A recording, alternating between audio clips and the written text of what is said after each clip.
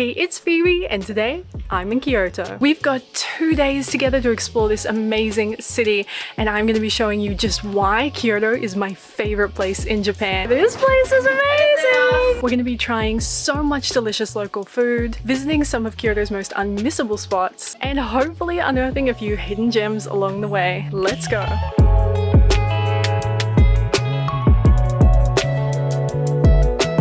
It's an overcast, gloomy day here in Kyoto today. I don't care, it's one of my favorite places in Japan, and I kind of love rainy weather, so this is fine with me. But we do need to do one thing to get today started off right. Coffee, and we're going in here. Oh my god, this place is cool already.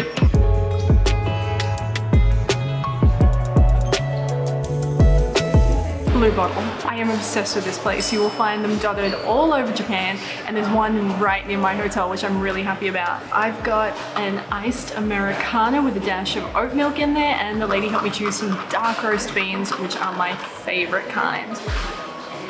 Oh yeah.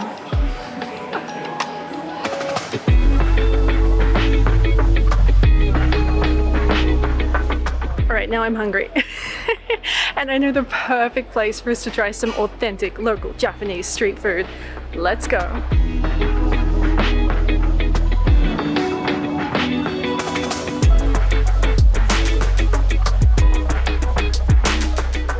The Nishiki market has been here for some 400 years, and the street here is lined with all kinds of delicious local treats to try. There's one really big problem with coming here. You're going to want to try it all.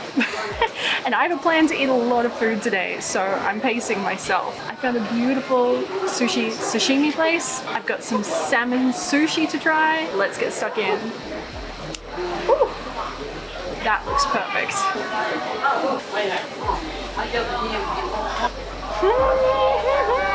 That's really good. Yum.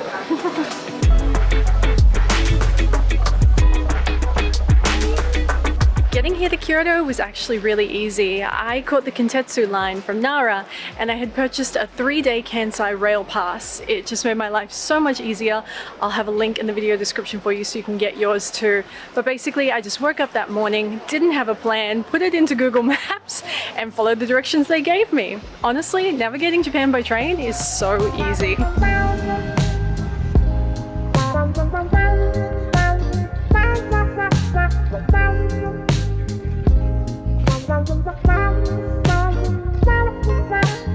Gion is Kyoto's famous geisha district, and the area is both beautiful and historic.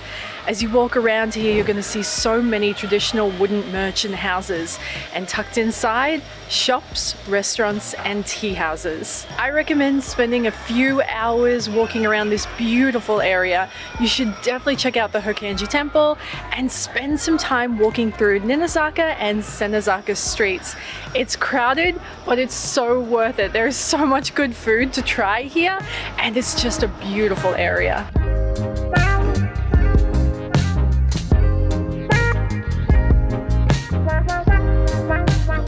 If you love matcha as much as I do, make sure you visit Matcha House. This place is a highlight for me. The food and drinks here are so good. I devoured this matcha parfait. That ice cream on top is so delicious. The matcha flavor is amazing. It has all these crunchy and chewy textures layered inside. It is so, so tasty.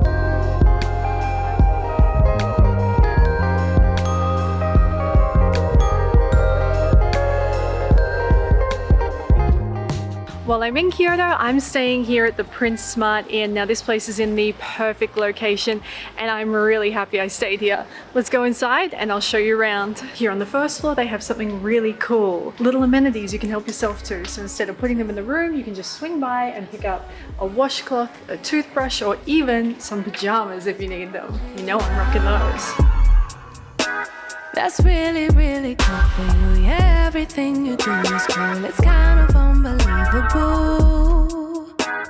And this is my room. I am staying in 430 and I love it here. I have this great little entryway. My shower's in here with a little bathroom area behind me. And then through here is the bedroom area. We've got a big television.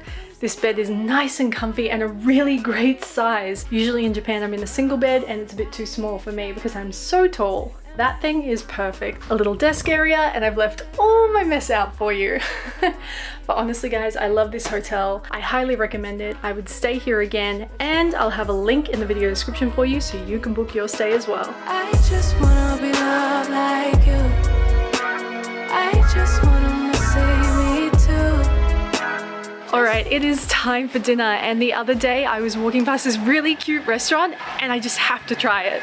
Let's go. Wow! Hello, it's okay? Hello, baby. Hello! So cute!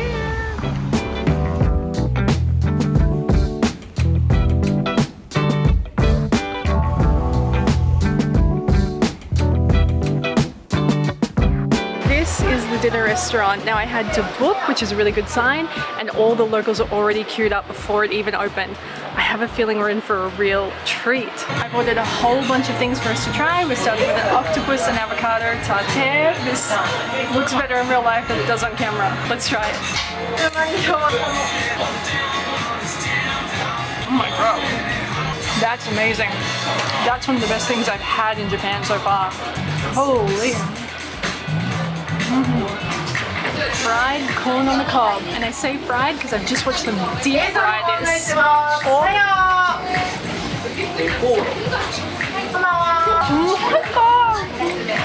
Not to be dramatic, but that's the best piece of corn I've ever had in my life. It's happening.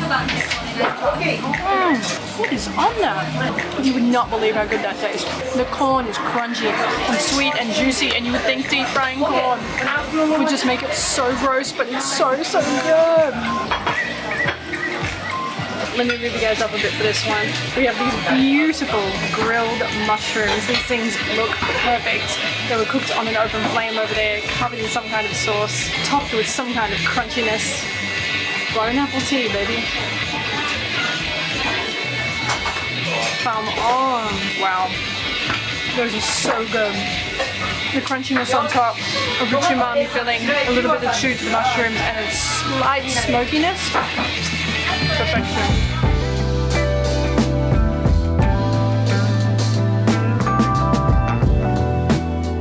This place is amazing! Sorry. Oh, Lolly. Oh, thank you. I got a candy on the way out. This is the spot. This is the spot. I cannot believe I just found that place walking past it. That is hands down one of the best meals I have ever had in Japan, and the people that work there are just so lovely, which makes all the difference. I'll tell you something that's going to blow your mind. You just saw all that food I had, you saw the quality of it and how much I loved it. Guys, that meal cost me 20 Australian dollars. Are you kidding? What are you doing in Japan? That's so cheap. Oh my gosh. All right, that's a great way to end this day. I'm gonna go relax at the hotel. I'll see you guys in the morning.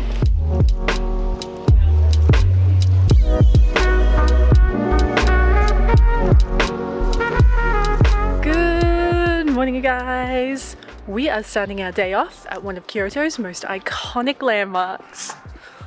Whoa. Fushimi Inari is the most important of several thousand Shinto shrines dedicated to Inari, the god of rice. And you probably recognize it from these incredible vermilion torii gates you see around me right now. Now these gates actually straddle the network of lanes and pathways that make their way up to the sacred Mount Inari. To beat the crowds here, I am here at 6 a.m. I got up early and it is definitely worth it.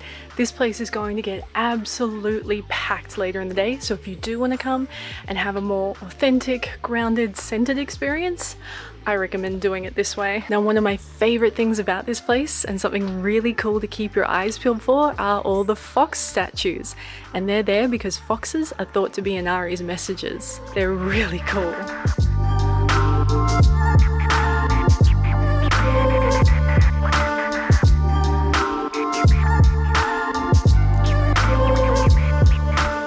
To get around here in Kyoto, I have mostly just been walking everywhere, but you can also catch the train and bus. They're super easy to navigate using Google Maps, and you just get a little paper ticket like this for the train. This one was 220 Japanese yen one way. Ooh, that's the train now.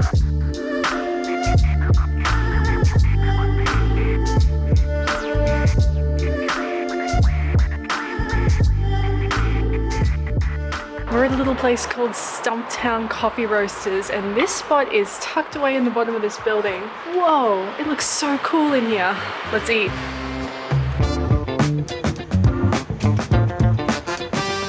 A short but sweet little menu of some delicious sweet treats in the cake cabinet and a couple of savory options in the fridge. This place has a really simple menu, but my gosh, it is so cute in here. Now I have got a coffee unlike anything I've seen before.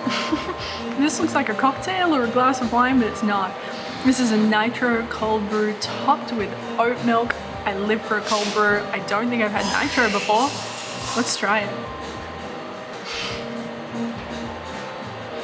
That is so good. That is delicious. It's velvety, good coffee flavor, not too strong. I feel weird that I feel like I'm drinking a glass of wine at 7:30 in the morning, but it's working for me. And for a nice easy start to the day, I have some of their banana pound cake. It is all toasted and heated up, and it smells so good.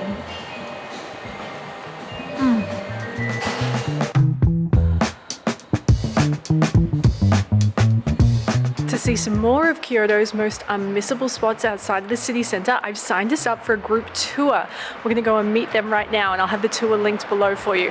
But prepare yourself, because the weather forecast for the rest of the day is rain, and a lot of it.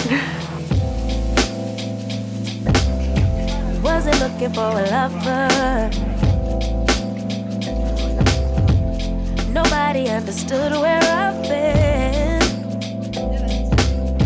Guess I thought I needed more time to protect my love from potential offense. Wait, I need to clean you guys. It is raining.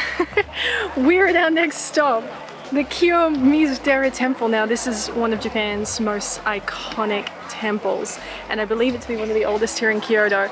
It was established back in 780 AD, and you might actually recognize the viewpoint behind me. We are looking at that famous stage area, and our guide, when he was telling us, the legend has it, many years ago, if you made a wish and you leapt off that stage area, your wish came true. Thankfully, we don't have to do that anymore to make our wishes come true. I needed something different, and it had to be you. Out the blue, somebody who would listen, and it had to be you. To do everything we're doing today, I decided to book a tour, and so far I'm really happy with that decision. I have a link below for you so you can check it out and book as well. But I made sure to book the one that includes the lunch option, which has brought us to our next stop. Let's go inside and eat.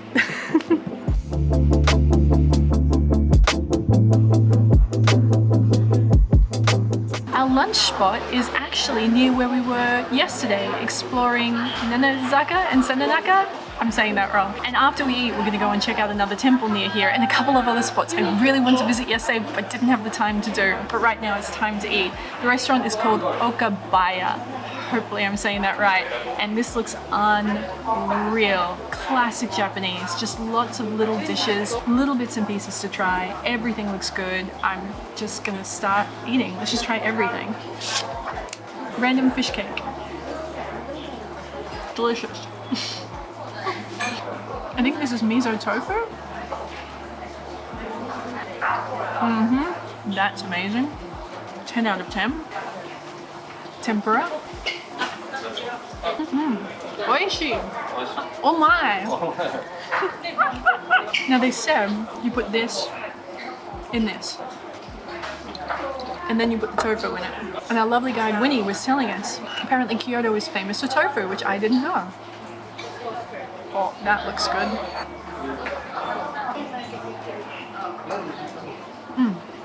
This is all really good. And what I like about it is I didn't order any of this. And usually when I'm traveling, I just kind of order the same stuff because sometimes I don't know what else to order or what else to try. Having somebody else make all the decisions for me like this, perfect.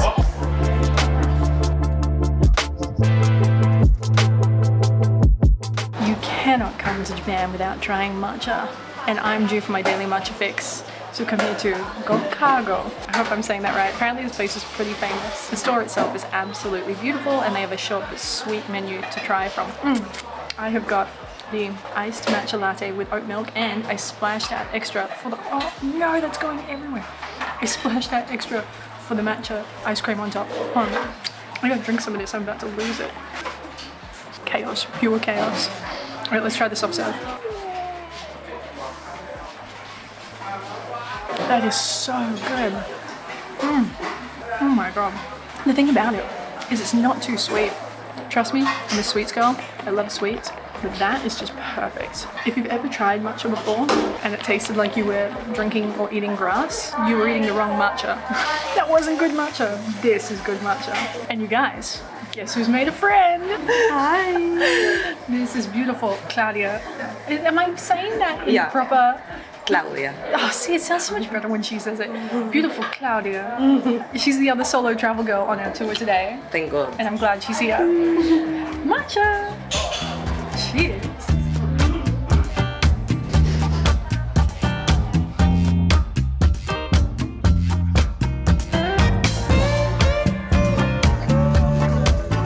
Kankakuji is a stunning Zen temple and is also known as the Golden Pavilion, and really that's the perfect name for it because the top 2 floors are entirely covered in gold leaf. It was formerly known as Rokuonji, and it was the retirement villa of the shogun Ashikaga Yoshimitsu. Think of him as like a commander-in-chief or a general. He even had more power than the emperor at the time. According to his will, it actually became a Zen temple of the Rinzai sect after his death in 1408, and now we are lucky enough to get to visit it. And interestingly, there are less people here than there have been at the other places we've been so far today, and this place is stunning.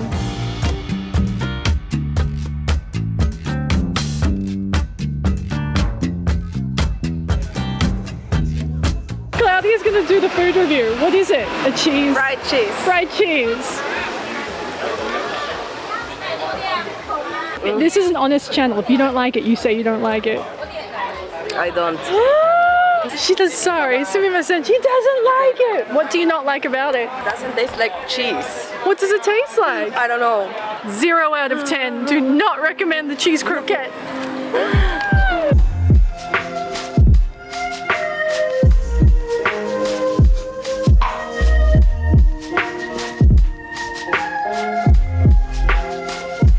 Our last stop is here in Arashiyama at the famous bamboo forest. Now, I have seen this place all over the internet, and I have to tell you, walking through here, it really is stunning. You have all of these weirdly well-spaced bamboo shoots just driving up towards the sky, and this really leafy canopy over the top of you. It's super serene in here. It's also very, very crowded.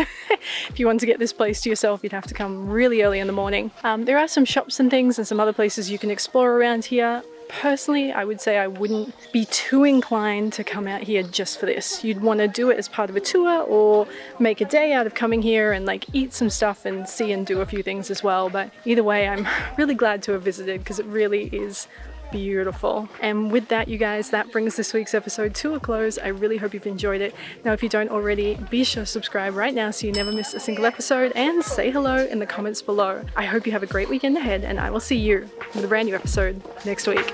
Love ya.